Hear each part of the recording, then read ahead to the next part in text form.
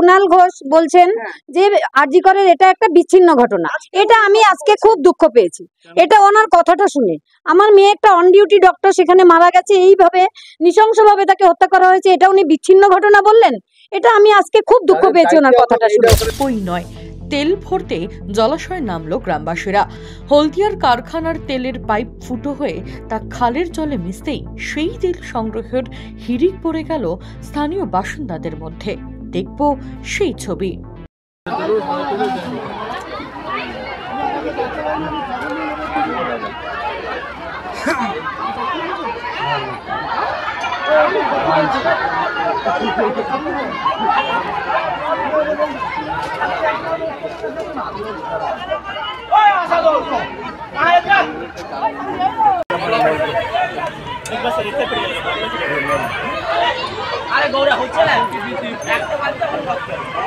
BJP তোমার ধোলাই হবে, পেটাই হবে। বিজেপির আড্ডাখানা জ্বালিয়ে দাও, পুড়িয়ে দাও।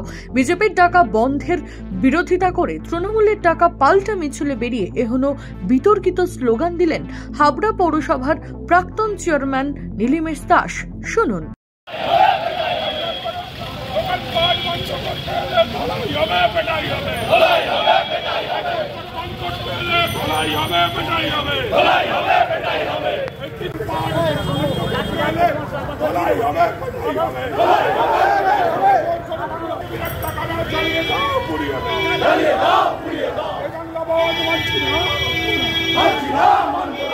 একাধিক দাবি সহ আরজিকর কাণ্ডে দোষীদের শাস্তির দাবিতে এদিন পথে নামলো আইএসএফ। বিধায়ক নওশাদ সিদ্দিকের নেতৃত্বে বারুইপুর পদ্মপুকুর থেকে শুরু হয় মিছিল।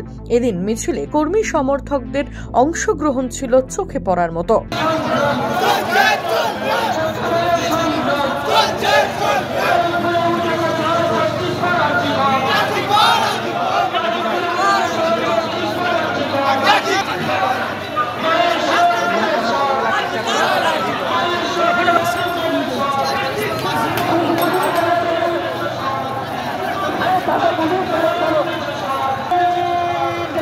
আচমকা বন্ধ দোকানে ভাঙচুর চালানোর অভিযোগ উঠল তৃণমূল আশ্রিত দুষ্কৃতীদের বিরুদ্ধে।